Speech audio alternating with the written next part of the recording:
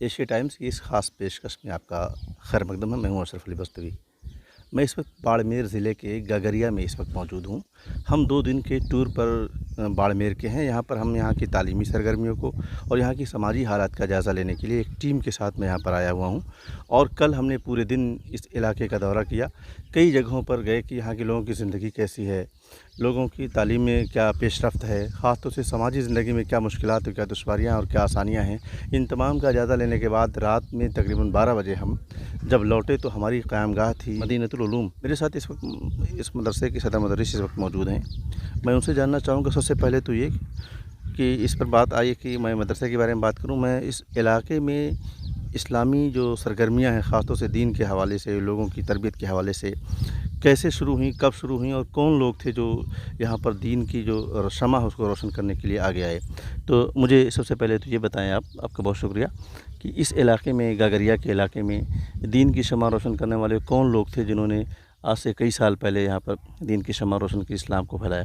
بابو صدیق صاحب یہاں railway station میں اسٹیشن ماسٹر تھے۔ انہوں نے اس علاقے کے اندر دورے کیے اور لوگوں کو اندر دینی اور تبلیغی سرگرمیاں انہوں نے روشن کی۔ بابو صدیق صاحب کے بارے میں ذرا کچھ مجھے ڈیٹیل بتائیں کہ کہاں سے تھے، کون تھے، کب آئے؟ بابو صدیق صاحب ضلع بستی یو پی سے تعلق رکھتے تھے۔ ان کی پوسٹنگ یہاں ریلوے اسٹیشن پہ ہوئی اور وہ 1978 کے اندر وہ یہاں ریلوے اسٹیشن میں بابو بن کر آئے، اور ان کے اندر تڑپ تھی کہ یہاں کے لوگ بالکل جاہل ہیں، ان کو کلمہ تک واقف نہیں ہیں۔ جب وہ ٹکٹ لینے کے لیے پہنچتے تو ان سے پوچھتے کہ کون ہو، تو کہ ہم مسلمان ہیں، کیا نام ہے؟ تو کوئی ناتھو بتاتا، کوئی کیا بتاتا، تو کہ تمہارے نام بھی ابھی اسلامی نہیں ہے، اور کلمہ تک ان کو آتا نہیں تھا۔ تو پھر ان کے اندر تڑپ پیدا ہوئی کہ اس علاقے کے اندر کام ہونا چاہیے۔ چنانچہ وہ وہاں پر نماز پڑھتے تھے اور اذان دے کے نماز پڑھتے تھے، اور جب وہ اذان دے کے نماز پڑھتے تھے تو کچھ لوگوں نے اعتراض بھی کیا، تو پھر انہوں نے کہا کہ بھئی یہاں میں ابھی اذان دے کے نماز پڑھ رہا ہوں، ایسا ٹائم آئے گا گاگریا میں 24 گھنٹہ یہاں اذان لگے گی، اور یہاں سے علم کی شمع روشن ہوگی، اور پورا علاقہ، پورا راجستھان منور ہوگا۔ یہ جو آپ کا مدینۃ العلوم مدرسہ ہے، یہ کب قائم ہوا تھا، کون لوگ قائم کیے تھے، اس کے فاؤنڈر کون لوگ ہیں، اور کن حالات میں قائم ہوا تھا؟ 1979 کے اندر اس کا قیام عمل میں آیا، اور اس کے محرک تھے مولانا ولی محمد صاحب، اور ہمارے بھائی تھے مولانا حبیب اللہ صاحب۔ تو انہوں نے اس مدرسے کے لیے بڑی محنت کی، اور تمام اس خطے کے لوگوں کو یہاں بلایا گیا اور یہاں میٹنگ رکھی گئی کہ اس پورے ضلع کے اندر کوئی مدرسہ نہیں ہے، اور دینی تعلیم کا بالکل نظم نہیں ہے۔ مکاتب بھی کوئی کسی گاؤں میں بہت بمشکل چلتے تھے، 2 مہینے 3 مہینے، اور اس کے بعد بند ہو جاتے تھے۔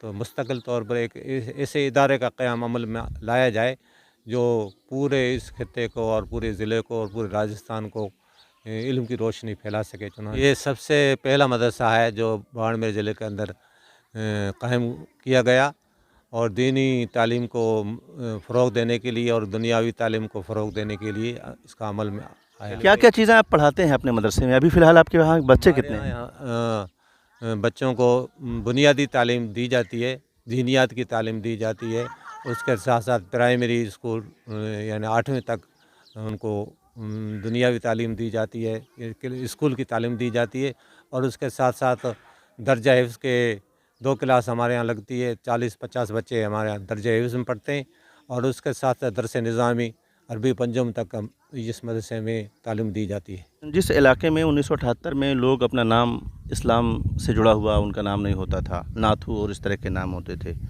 انہیں ان کے نام کے بارے میں، ان کے بارے میں انہیں بابو صدیق جیسے لوگوں نے بتایا کہ تم مسلمان ہو، مسلمانوں سے مسلمان ہونے کا تعارف کرایا، پھر اس میں اور بھی لوگ، آپ کے والد محترم اور تمام لوگ آئے۔ کیا کیا دشواریاں رہیں، اور ابھی فی الحال آپ کے یہاں کتنے بچے پڑھتے ہیں، اور کتنے بچے اب تک پڑھ کے یہاں سے نکلے؟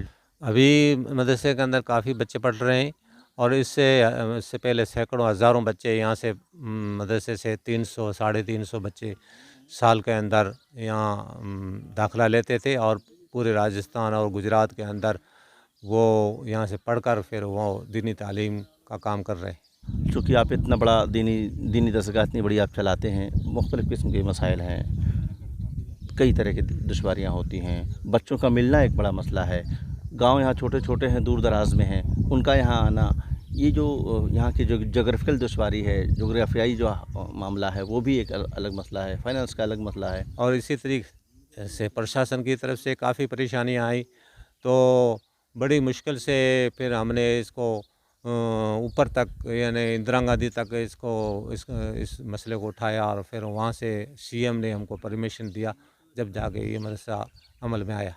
प्रशासन की बात की आपने, प्रशासन की तरफ से किस तरह की दुश्वारियाँ, अड़ंगे लगाए गए? यहाँ पहले कोई इदारा या कोई मस्जिद या कोई मदरसा यहाँ बिल्कुल कच्चे ही थे, कोई पक्का था ही नहीं, तो वहाँ आप परमिशन लेके बनाओ, और परमिशन मिलता नहीं था। ये थे अब्दुल हक साहब, जो इस मदरसे के सदर मुदर्रिस हैं मदीनतुल उलूम के।